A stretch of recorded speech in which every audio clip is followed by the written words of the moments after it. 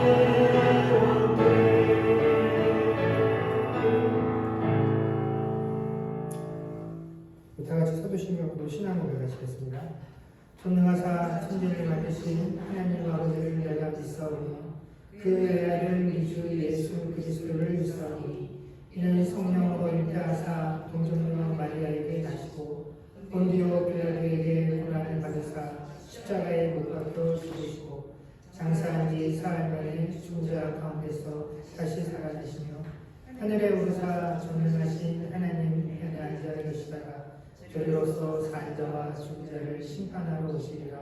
성령을 믿사오며 거룩한 공예와 성도가 서로 교통하는 것과 죄를 사하여 주시는 것과 몸이 다시 사는 것과 영원히 사는 것을 믿사오나이다. 아멘. 다 같이 자리해 주시고 찬송가 187장 찬양하겠습니다.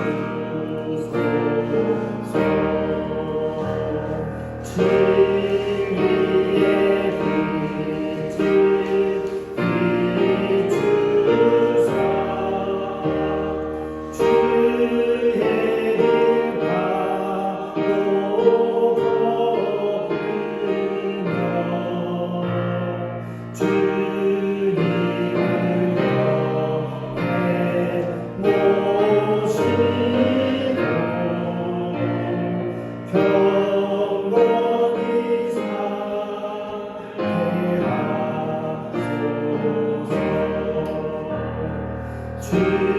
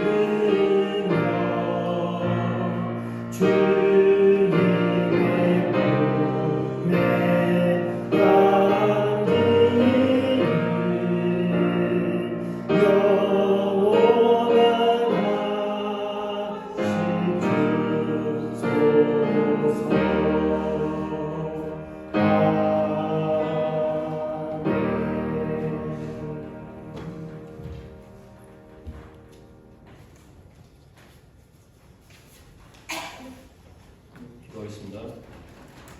사랑이 많으신 하나님 아버지, 온 우주 만물을 창조하시고 저희들 가족 각자에게 구별된 인격과 생명을 주신 하나님을 찬양하며 이 시간 예배의 자리로 나온 모든 성도들에게 하나님의 은혜와 평강이 함께 하기를 기도드립니다. 하나님 사랑하심에도 불구하고 저희들은 끊임없이 죄와 씨름하며 때로는 죄로 인해 넘어지기도 합니다. 하지만 어떠한 죄도 용서하실 수 있는 예수님의 십자가의 희생과 보혈을 기억하며 성령님의 도우심을 통해 다시 일어나 그리스도를 닮아가는 삶으로 표대를 향하여 달려갈 수 있는 삶이 되길 소망합니다. 주님, 사순절 기간입니다. 이 기간 동안 참여하며 주님을 닮아가기 힘쓰는 훈련의 시간 되게 하여 주시옵소서. 기도 생활에 더욱 힘쓰며 주님의 말씀을 깊이 묵상하고 자기 절제와 훈련, 우리 변화를 방해하는 나쁜 습관들을 어떻게 끊어갈지 현실적으로 결단하여 이 사순절 기간에 하나님께서 쓰시기에 보다 더 좋은 합당한 자들로 거듭나는 소중한 시간 되게 하여 주시옵소서. 하나님, 저희들 몸은 이곳 캐나다에 있지만 항상 마음은 고국을 향하여 있습니다. 작금의 의료개혁, 의대 정원 문제, 그리고 총선 앞두고 행해가는 정치공세 등으로 우리의 가족 친지들이 직간접적으로 영향을 받고 있습니다.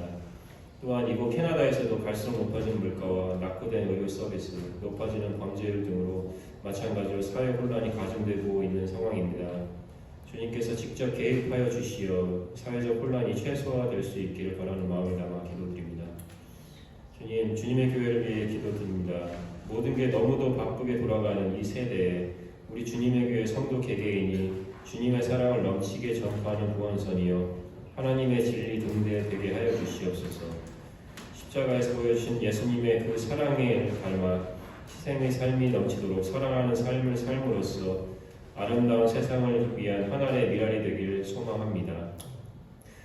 오늘 말씀을 전하시는 정갑훈 목사님께 은혜를 더해 주셔서 전하는 말씀이 하나님의 참된 진리의 말씀 되게 하시고 모든 성도들은 그 말씀을 잘 경청하여 묵상하여 각자의 삶에 적용할 부분이 어떤 것인지 깨닫고 실천할 수 있도록 성령께서 도와주시길 소망합니다. 또한 교회를 위해 헌신하는 여러 지체들이 있습니다. 예배 준비, 교회 재정, 주일학교 양육, 주방 봉사 등 드러나지 않게 섬기는 손길들에게 복의 복을 더하시길 또한 간절히 기도드립니다. 예배를 통해 영광 받으신 하나님을 찬양합니다. 이 모든 말씀 우리 주 예수 그리스도를 위하여 기도드립니다. 아멘.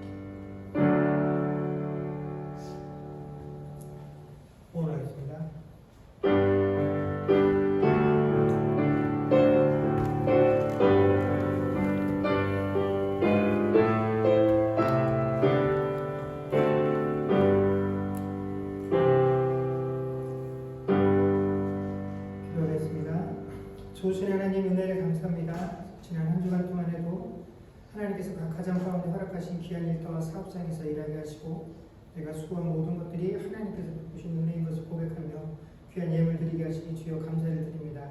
10의 1조로 또 각종 감사의 제목으로 주정한 물들을 현물 가운데 우리의 주신들이 온전히 드려지게 하여 주시옵소서.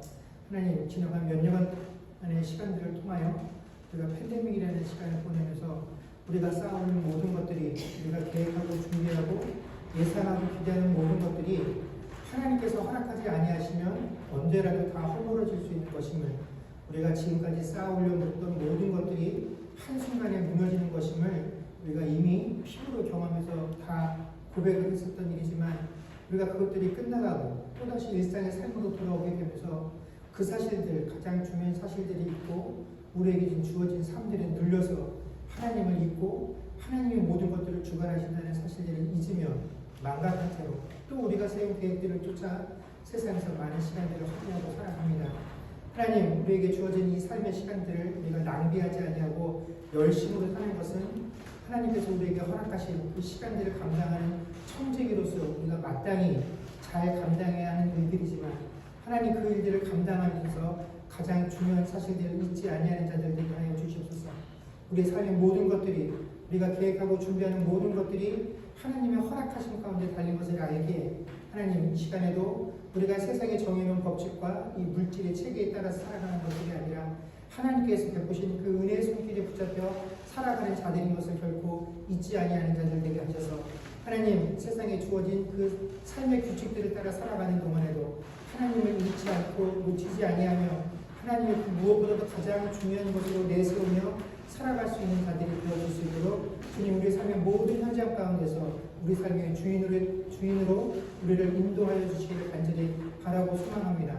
우리에게 허락하신 그 일들을 감당할 수 있도록 하나님, 늘 영육간의 강건함들을 허락하여 주옵시고 우리에게 주어진 삶의 모든 순간순간마다 우리가 무언가를 결정해야 될 때마다 주께서 우리 마음에 계시기를 먼저 구할 수 있는 그런 심령들이 되어게 하셔서 하나님 허락하신 그 모든 사건의 현장 가운데서 우리의 선택들을 통하여 하나님께 영광 돌릴 수 있는 귀한 삶을 살아갈 수 있는 주의 백성들 되게 하여 주시옵소서. 그래서 내게 허락하신 그 일터와 사업장들을 통하여 내가 단순히 세상에 필요한 물질을 공급받는 것이 아니라 나는 세상에 하나님께서 허락하신 형통함들을 베푸는 존재인 것을, 그래서 서 있는 이 자리에서 하나님의 자녀로서의 빛과 소금의 역할들을 온전히 감당하는 데 부족함이 없는 지체들 되게 하여 주시옵소서. 오늘도 하나님의 사모하며 나온 지체들 가운데 하나님께서 은혜로 함께하여 주시기를 소망하며 여러 가지 이유들로 함께하지 못하는 지체들을 주께서 기억하사 어디에 있든지 간에 동일한 은혜로 함께하여 주옵소서.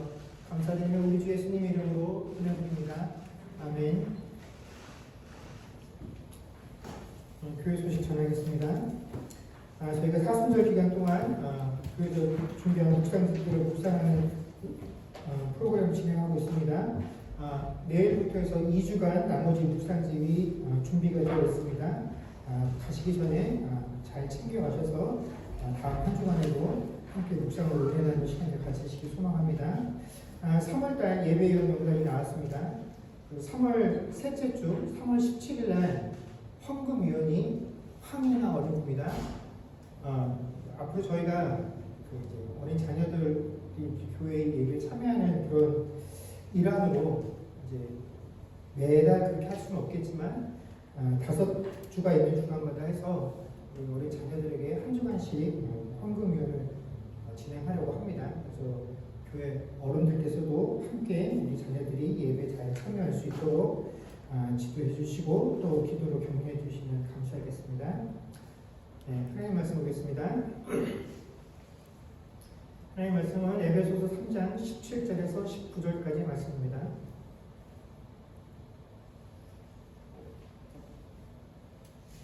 에베소서 3장 17절에서 19절까지 말씀. 오늘 말씀은 짧기 때문에 저와 여러분이 함께 읽도록 하겠습니다. 읽겠습니다. 시작. 믿음으로 말미암아 그리스도께서 너희 마음에 계시게 하시옵고 너희가 사랑 가운데서 뿌리가 바뀌고 터가 굳어져서 능히 모든 성도와 함께 지식에 넘치는 그리스도의 사랑을 알고 그 너비와 길이와 높이와 깊이가 어떠함을 깨달아 하나님의 모든 충만하신 것으로 너희에게 충만하게 하시기를 구하노라. 아멘. 저희가 지난 주간에 바울 사도가 에베소 교회를 향해서 구했던 강구 두 번째, 그리스도께서 너희 마음에 계시게 하시고 라는 말씀에 이어서 오늘은 에베소서 교회를 향해 드렸던 강구 세 번째 내용, 그리스도의 사랑을 알라라는 것에 대해서 함께 나누려고 합니다. 우리가 흔히 그리스도인들에게 사랑을 위해서 기도한다라고 하면 흔히 내 이웃을 내 몸과 같이 사랑하게 해달라는 것들을 떠올리게 됩니다.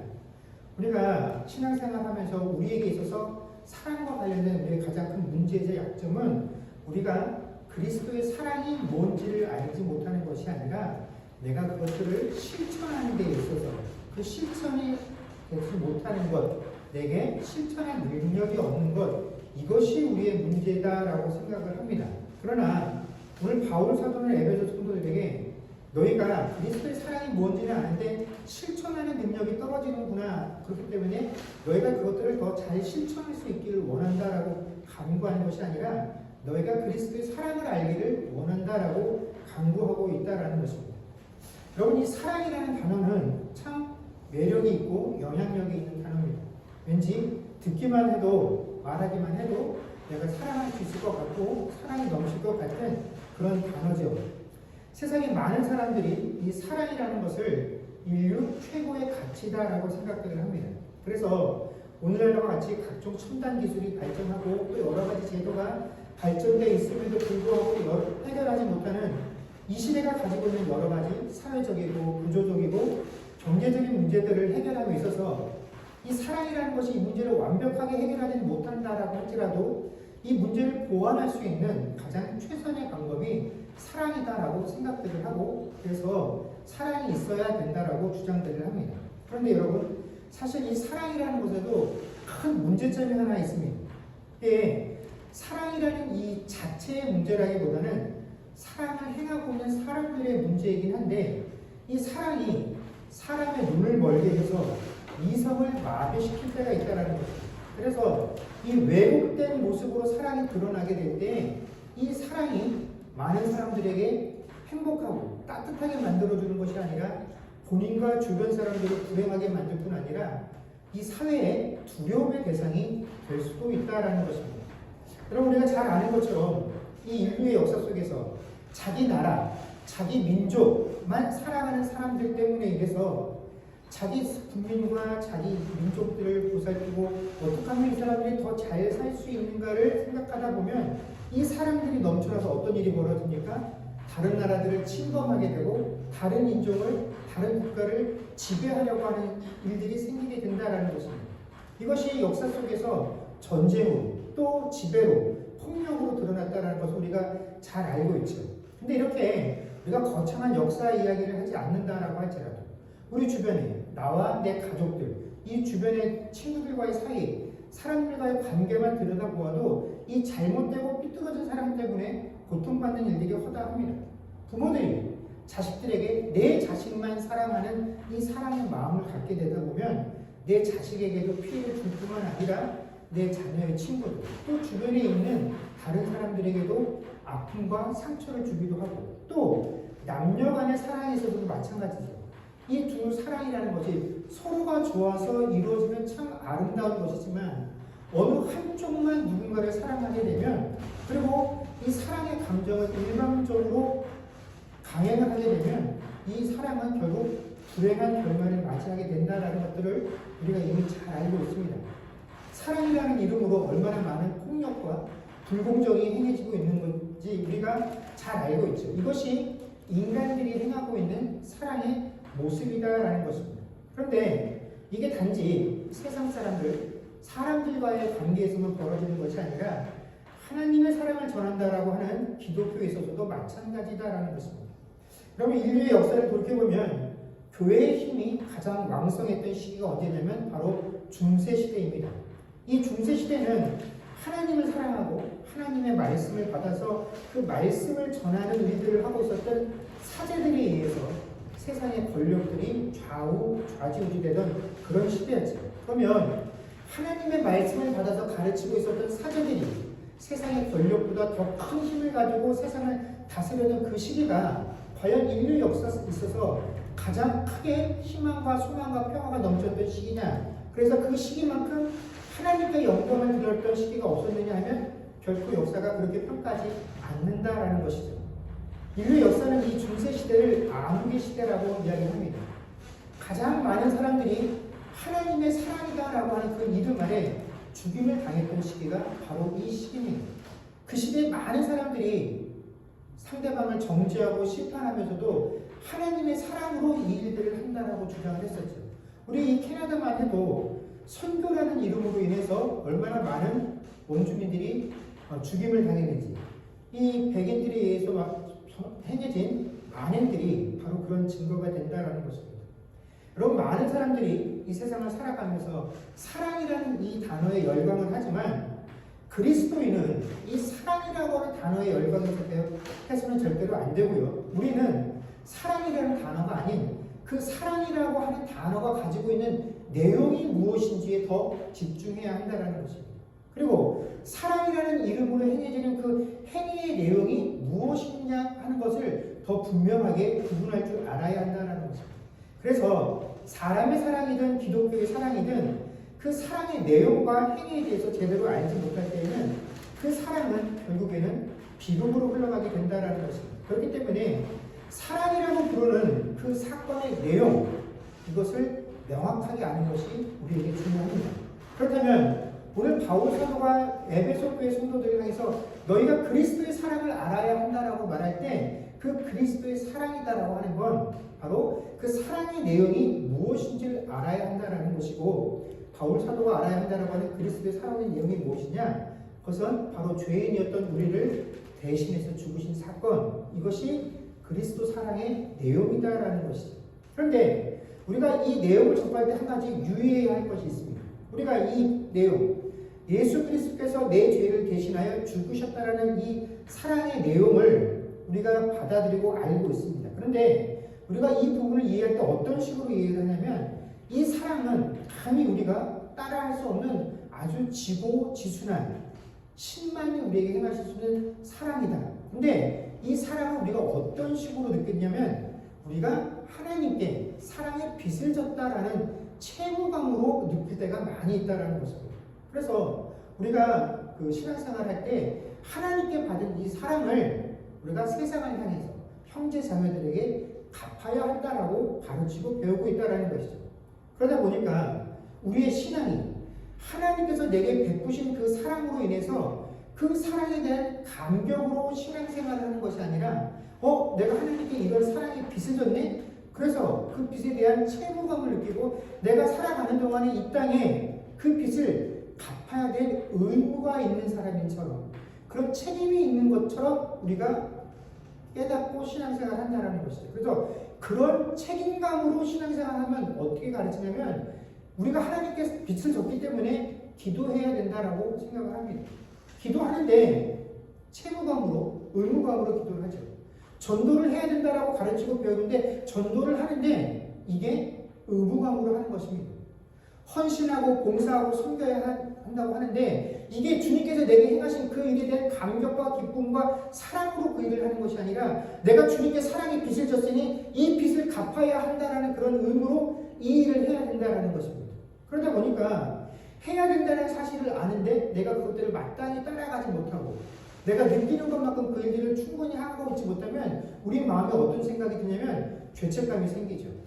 내가 이 일들을 제대로 하지 못하는 것들로 인해서 하나님께서 내게 책망하시고 이 책임을 물으시면 어떻게 하나 하는 그런 두려움들을 가지고 신앙생활을 하게 된다는 것입니다. 그럼 이처럼 내가 받은 사랑과 그 사랑의 빚이 있었기 때문에 내가 이 세상에 그 갚아야 되는 사랑의 무게 차이에서 오는 괴리감으로 인해서 우리가 신앙생활을 하다 보면 무엇이 생기냐면 신앙에 대한 부담감과 스트레스가 생기게 됩니다. 근데 여러분, 우리가 이 신앙생활 아니라 세상에서 우리가 일을 하다 보면 세상 일에서도 스트레스와 부담을 갖게 되죠. 근데 나에게 스트레스를 주는 그런 상황이나 사람이나 사건이 있으면 우리는 어떻게 반응을 합니까? 처음에는 그 문제를 해결해 보려고 노력을 합니다.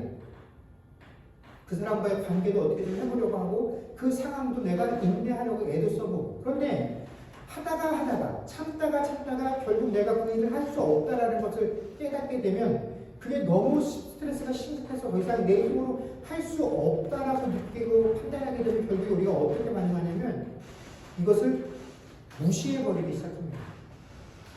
그 상황을 피해버리기 시작합니다. 이 사람이 만나기 싫어서 이 사람 때문에 내가 스트레스를 받아 이 사람 안 보고 말지, 내가 이 일을 하면서 스트레스를 받아 내가 이 일을 안 하고 말지 하고 그것들을 끊어버리기 시작한다는 것이죠. 그런데 신앙에서도 마찬가지다라는 것입니다. 우리가 신앙생활을 하면서 부담스러운 부분들, 부담스러운 상황들, 부담스러운 부분들이 생기기 시작하면 처음에는 그것을 내가 주님께 사랑의 빚을 졌으니 어떻게 해서라도 내가 이것을 극복하고 돌파하고 어떻게 감당해 봐야지 하고 노력을 하지만 결국에는 내 노력으로 할 수 없고 지쳐버리게 되면 자포자기 해버린다는 것입니다. 그것을 놔버린다는 것입니다. 외면하게 된다는 것입니다.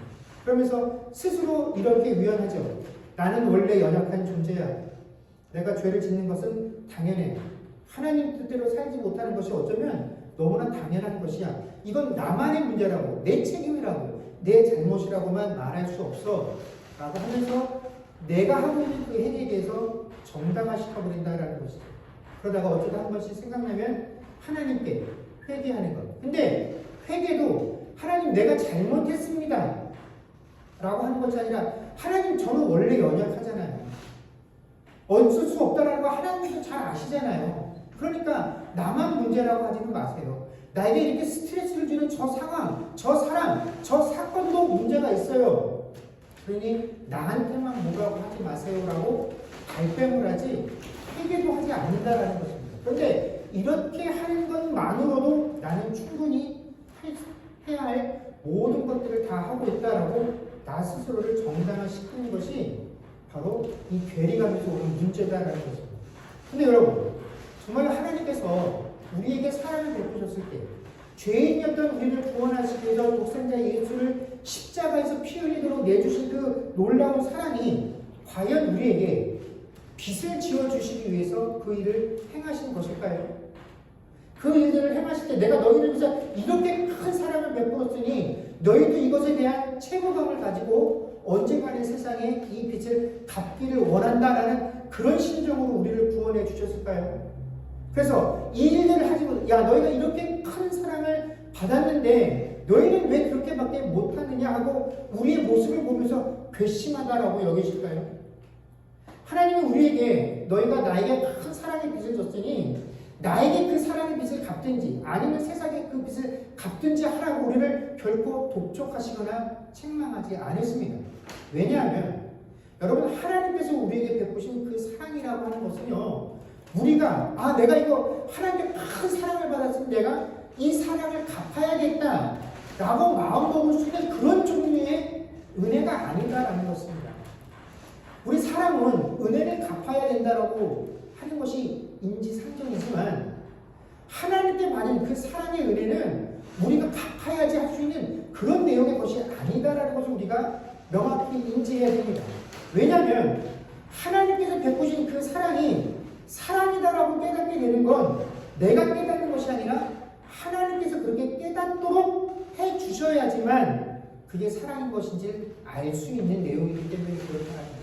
나도 하나님께서 그것을 깨닫도록 인도해 주셨기 때문에 깨닫는 것이고 세상에 내가 이렇게 하나님께 큰 사랑을 받았습니다라고 아무리 얘기를 해도 이 이야기를 듣는 세상에게도 하나님께서 그 말을 듣는 사람이 이것이 하나님의 놀라운 은혜의 경륜이다라는 사실, 놀라운 사랑이라는 것을 깨닫게 해주지 아니하시면 우리들이 하는 이 고백들과 이 외침은 그들에게 아무런 효과가 없는 것입니다.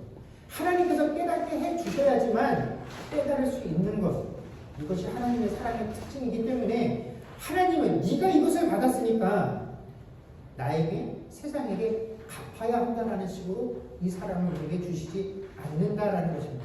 우리가 이 사실까지 알아야 하나님의 사랑을 아는 것이다 라고 말할 수 있다라는 것입니다. 그렇다면 죄사함이라고 하는 이 그리스도의 사랑을 경험하고 그 사랑의 내용도 이미 알고 있는 에베소 교회의 성도들을 향해서 너희가 하나님의 사랑을 알라라고 권면한 것은 도대체 무슨 의미냐? 그것이 바로 17절 하반절의 내용이라는 것입니다. 너희가 사랑 가운데서 뿌리가 박히고 터가 굳어져서 라고 하는 이 구절이 에베소 교회 성도들에게 바울 사도가 깨닫기를 원했던 그리스도 사랑에 관한 부분이다라는 것입니다. 앞에서도 제가 이야기한 것처럼 하나님께서 우리에게 원하시는 것은 우리가 받은 그 하나님의 놀라운 사랑, 그 감동과 지식들을 가지고 그것을 누군가에게 퍼다 나르려고 하는 것, 그것이 우리에게 주어진 일이 아니다라는 것이죠. 그리스도의 사랑이 어떠한 것인지 무엇인지를 깨달은 후에 우리가 먼저 해야 할 일은 그 사랑을 누군가에게 퍼다 나르는 것이 아니라 내가 그 그리스도의 사랑 가운데 어떻게 해요?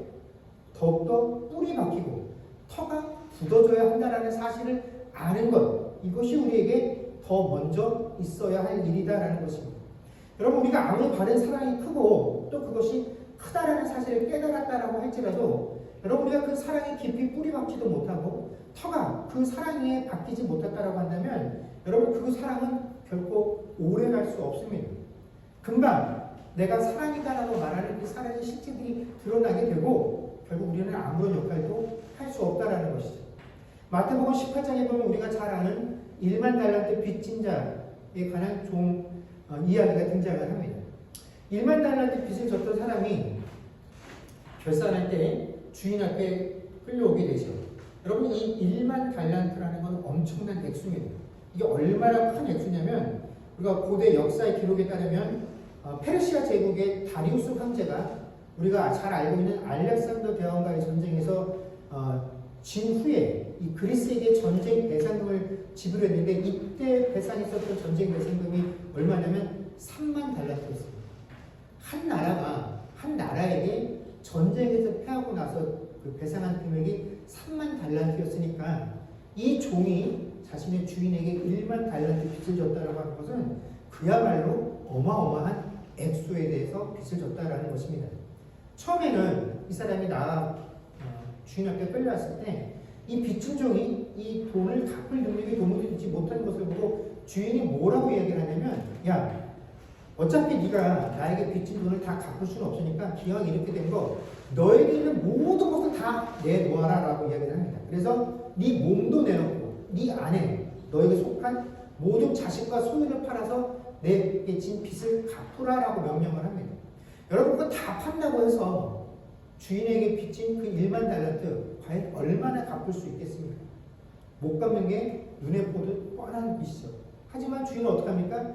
어차피 못 갚는 거 너에게 있는 걸 다 내어놓으라고 이야기를 합니다. 이때 종이 주인에게 뭐라고 말하냐면 내가 어떻게 해서 당신 빚을 갚겠습니다 라고 하는 구체적인 내용을 밝히면서 그러니 내 이 계획을 들어보시고 나를 용서해 주십시오. 내게 기회를 주십시오. 참으십시오. 갚겠습니다 라고 얘기한 게 아니라 그냥 뭐라고 말하냐면 엎드려 절하면서 그냥 내게 참으소서 다 갚으리이다 라고 이야기를 합니다. 근데 이 이야기를 듣고 주인이 어떻게 합니까? 종의 빚을 다 탕감해주고 종을 놓아줍니다. 지금 갚을 수 없는 사람이 나중에 되면 이 금액을 갚을 수 있겠습니까? 그럴 수 없지요.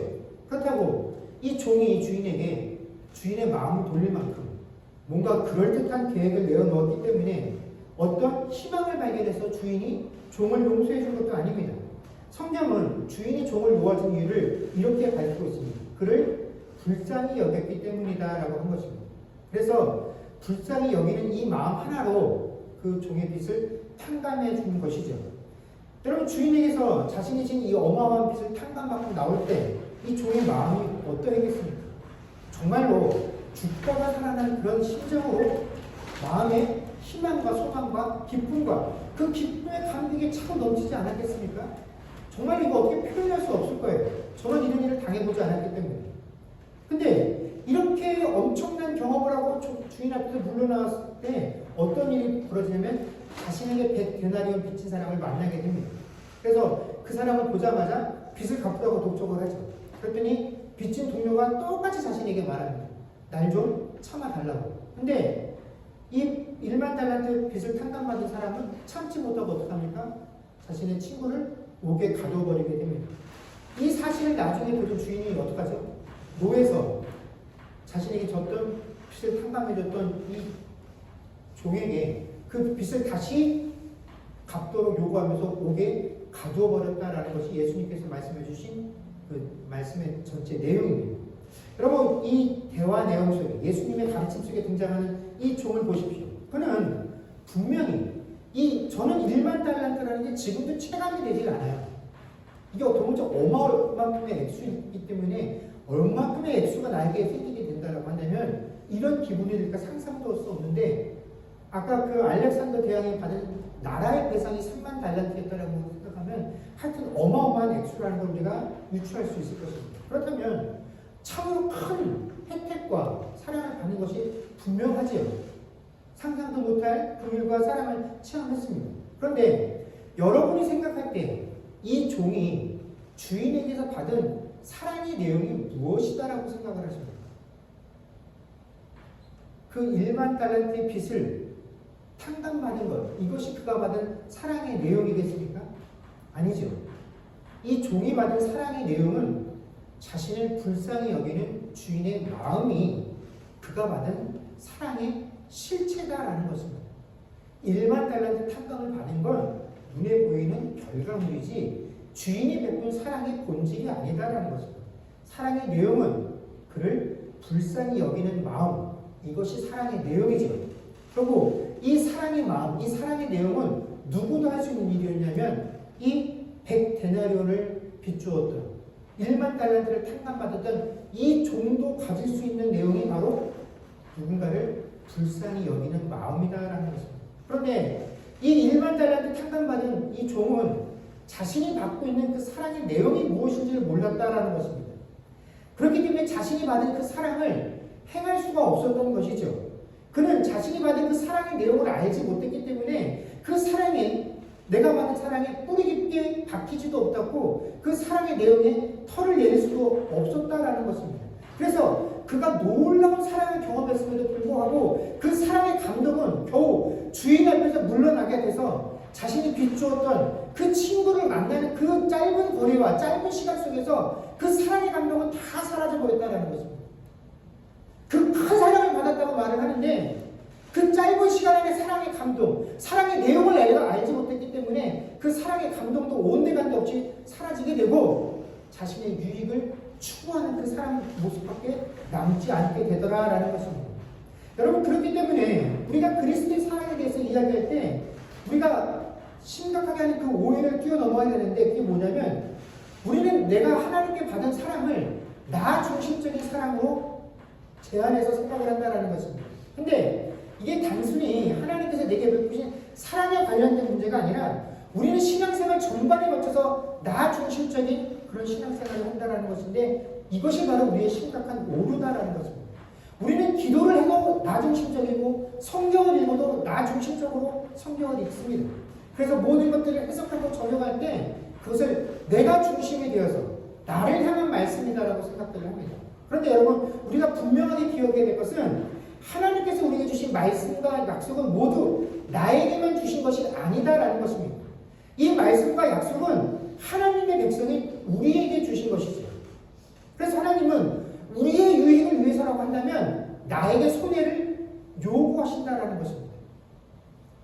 우리가 유익을 얻기 위해서는 나는 손해를 보는 것, 그렇게 인도해 가시는 것이 우리를 향한 하나님의 약속이고 우리를 향한 하나님의 사랑의 방법이다라는 것입니다. 그래서 이것을 마땅하다라고 우리가 얘기해야 되는데 왜 모든 것이 중심이 나이기 때문에 우리는 내가 신앙생활을 하게 되면서 우리라는 공동체 안에서 함께 신앙생활할 때도 내가 겪게 되는 낙심과 아픔을 결코 하나님의 사랑이다라고 판단하지 않는다라는 것입니다. 우리를 위해서라면 내가 손해보는 것이 당연하다고 여기지 않고 내가 잘되고 내가 이익을 봐야 우리가 이익이다라고 생각을 한다는 것입니다. 여러분, 그러나 우리가 분명하게 기억해야 될 것은 주님의 사랑은 나를 향한 것이 아니고 우리를 향한 것입니다. 나는 우리로서 존재하는 것입니다. 이것을 알지 못하는 한 우리는 그 하나님의 사랑의 내용을 도무지 이해할 수가 없어요. 그 사랑의 내용을 이해할 수 없기 때문에 주께서 우리에게 베푸신 그 사랑에 뿌리를 내릴 수도 없고 깊이 털을 잡을 수도 없다라는 것입니다. 그래서 우리가 이것들을 알아가는데 수없이 좌절하고 낙심하고 아픔을 경험하게 되는 것입니다. 이것들을 다 경험해 봐야만 합니다. 그래야 우리가 사랑의 내용이 무엇인지를, 그 본질이 무엇인지를 제대로 알 수 있다는 것입니다. 그래서 18절에 뭐라고 말씀하시는, 바울도 뭐라고 얘기하냐면 지식에 넘치는 그리스도의 사랑을 알고라고 이야기를 하는 것입니다. 우리는 그리스도의 사랑을 다 잘 되는 것, 누군가 내가 이렇게 했더니 복 받았어, 어려운데 문제가 해결됐어, 이런 식으로만 그리스도의 사랑을 알고 있다는 것입니다. 근데 그리스도의 사랑은 그런 것이 아니라 뭡니까? 불쌍히 여기는 마음, 이것이 우리가 받은 그리스도 사랑의 본질이고 그 내용이다라는 것입니다. 그래서 오늘 그 사랑으로 우리를 충만하게 채워야 한다라고 바울 사도가 이야기합니다. 19절 하반절에 보면 하나님의 모든 충만하신 것으로 너희에게 충만하게 하시기를 구한다라고 바울 사도가 권면합니다. 여러분, 우리는 충만이라는 단어를 좋아하죠. 부족한 것보다는 항상 풍족한 것이 우리의 마음도 우리의 삶도 너그럽게 만들기 때문에 그렇습니다. 그래서 우리는 신앙생활 할 때도 늘 성령이 충만하고 믿음이 충만하고 더불어 우리의 통장도 충만한 그런 삶이 되어지기를 늘 간구하고 고대합니다. 근데 우리는 이 충만이라는 것을 마치 휴대폰 배터리가 100% 완충되어 있는 것 같은 그런 상태라고 생각들을 하죠. 그래서 내가 얼만큼 내 삶을 풍성하게 채우느냐 하는 것으로 내가 평가받는다라고 생각들을 합니다. 그래서 써버리는 것을 굉장히 두려워합니다. 하나님은 내게 항상 충만하라고 채우라고 했는데 내가 이것을 내가 아닌 누군가를 위해서 다른 사람들에게 소비해버리면 나가버리면 이것을 채우기 위해서 내가 또 애쓰고 힘써야 되니까 누군가를 위해서 이 일을 하는 것들을 굉장히 주저하고 두려워하게 된다는 것이죠. 그러나 바울 사도가 우리에게 충만해야 된다라고 말하는 것은 내가 내 삶을 위해서 각고의 노력들을 해서 채워야 하는 그런 삶을 이야기하는 것이 아니다라는 것이죠. 여기서 중요한 것은 무엇으로 충만해야 하느냐 하는 것인데 오늘 바울 사도는 우리에게 무엇으로 충만하라고 하냐면 하나님의 충만하심으로 충만하기를 원한다라고 권면하고 있습니다. 그러니까 즉 문제는 뭐냐면 하나님의 성품으로 우리가 충만해야 한다라는 것입니다. 내가 충만하고 싶은 그 대상으로 충만하는 것이 아니라 하나님의 성품으로 하나님의 충만하심으로 충만해야 된다는 것이죠. 세상에서의 성공 하나님의 성품이 아니죠. 세상에서의 존경 하나님의 충만하심과 거리가 먼 것이죠. 그런데 우리는 이런 것들로 내 인생이 충만하고 싶었지 하나님의 충만하심으로 내 인생을 충만하게 채우기를 원하지 않는다는 것입니다. 그래서 바울 사도는 너희들이 인생이 세상 사람들이 부러워할 만한 그런 요소로 충만하는 것이 아니라 하나님의 충만하심으로 충만하라고 얘기합니다. 하나님의 충만하심이 우리에게 충만하게 되면 어떻게 일이 벌어집니까? 세상의 것들로 내게 충족되어지지 않아도 내가 주눅들지 않아요. 하나님의 충만하심으로 충만하기 때문에 그렇습니다. 내가 그것으로 충만하면 다른 사람들을 역시 그런 모습으로 보게 된다는 것입니다. 저 사람이 성공하지 못해도 가진 것이 없어도 배운 것이 없어도 내가 하나님의 충만함으로 충만하면 그 사람을 그런 것으로 판단하지 않고 야, 저 사람은 세상의 눈으로 보면 부족하다라고 말할지 모르나 저분의 마음속에 하나님의 충만하심으로 충만하니 참으로 존경할 만하구나, 참으로 흠모할 만하구나 라고 판단하기 때문에 우리 안에서 시기와 질투의 모습들이 존재하지 않게 된다는 것입니다. 그래서 오늘 바울 사도가 권면하는 이 하나님의 충만하심이라는 것은 대표적인 것이 우리가 잘 아는 것처럼 갈라디아서 5장 22절에서 23절에 나오는 성령의 9가지 열매 같은 것입니다.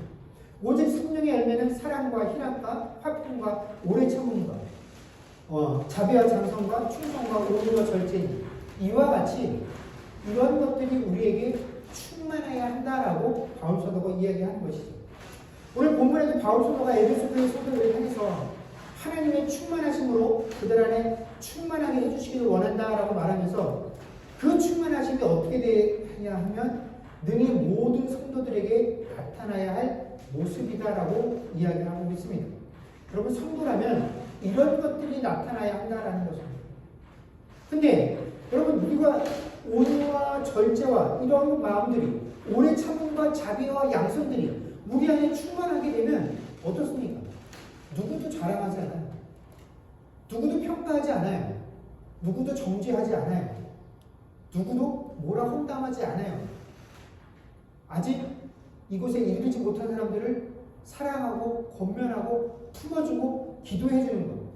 이것이 성도의 모습이다라는 것입니다. 여러분, 이것이 우리가 알아야 할 그리스도의 사랑의 모습이다라는 것이죠. 여러분, 하나님께서 우리에게 행해주신 그 사랑이 결코 우리에게 있어서 신앙생활함에 있어서 우리에게 빛과 음으로 남아서는 안 될 것입니다. 그런데 그렇다고 해서 그래서 우리가 이 그리스도께 내가 큰 사랑을 받았으니 하는 그 사랑의 감동과 그 사랑의 내가 받은 그 사랑의 넓이와 높이와 깊이가 어떠한지 내가 측량할 수 없을 만큼의 이 큰 사랑을 받았어 하는 그 사실에 감동받은 것으로 끝나서도 결코 안 된다라는 것입니다. 여러분, 우리는 이 사랑이 우리 안에 충만하기를 구해야 합니다. 그러나 우리가 바라는 그 사랑의 모습들은 결국 그것이 우리가 세상 사람들이 원하는 것 같은 그 능력의 풍성함, 여유의 풍성함 그런 것들이 아니라 그런 것들을 구하기에 앞서서 하나님, 내 안에 하나님의 풍성이 충만하게 되기를 원합니다 라고 하는 그 충만들을 사모하고 구하는 자들이 되어야 한다는 것입니다. 여러분, 그러기 위해서 우리가 어떻게 해야 된다고요? 우리가 하나님께서 내게 주신 그 사랑의 내용이 무엇인지를 분명히 알아야 합니다. 그래서 그 사랑의 내용 앞에 우리가 뿌리가 박히고 터가 굳건해질 때에야 우리는 하나님께서 우리에게 맡기신 그 사랑의 모습들을 세상에 온전하게 드러낼 수 있을 것입니다.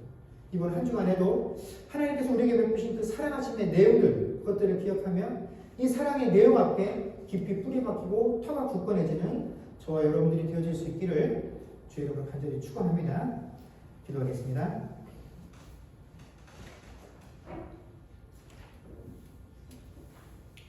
그렇습니다. 주님, 우리는 하나님께서 내게 행하신 그 놀라운 사랑의 은혜의 결과로 인해서 하나님의 자녀가 되었다는 것을 체험하고 알고 있습니다. 그런데 우리가 신앙생활 하면서 하나님께서 내게 베푸신 그 놀라운 사랑이 감동으로만 남아서도 안 되겠습니다. 그래서 또 그 하나님의 놀라운 사랑이 우리에게 의무와 책임으로만 남아서도 안 되겠습니다. 그런데 우리가 이렇게 잘못된 모습으로 하나님께 받은 사랑들이 드러나게 되어지는 것은 우리가 그 사랑의 내용이 무엇인지 제대로 알지 못하기 때문에 그렇습니다. 우리가 정말 하나님께 받았던 그 사랑의 내용의 본질은 하나님께서 우리를 불쌍히 여기신 것입니다. 우리가 구원받은 것은 그 불쌍히 여기시는 하나님의 마음이 구체적인 사건으로 드러나게 되는 것이지. 그런데 우리가 하나님께 받은 그 사랑의 내용을 제대로 인지하지 못하고 그 내용 앞에 깊이 뿌리 박지 못하고 그 위에 터가 세워지지 못하면 우리의 신앙은 마치 이 일반 달란트 빚진 자가 놀라운 사랑과 은혜를 경험했음에도 불구하고 100데나리온 빚진 자에게 결국 그를 용납할 수 없었던 그들의 모습과 다를 것이 없다라는 것입니다. 사랑의 내용이 무엇인지 그 본질을 이해하지 못했기 때문에 그렇습니다. 우리가 그것들을 하나님 알아야 합니다. 그래야 우리가 이 세상에서 그 사랑을 받은 자로서 살아갈 수 있습니다. 하나님의 풍성 그것들이 우리 안에 충만하기를 원하는 자들 되게 하시고 그러기 위해서라도 우리가 더더욱 그 사랑의 내용을 알고 깊이 뿌리 박히는 그런 삶이 되게 하여 주옵소서. 감사드리며 우리 주 예수님의 이름으로 기도드립니다. 아멘.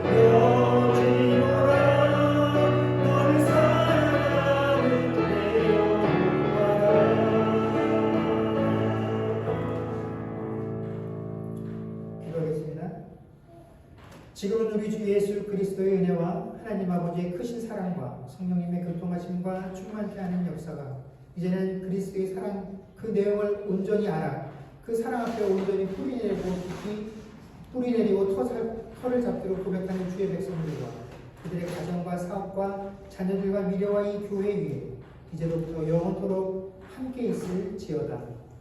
아멘.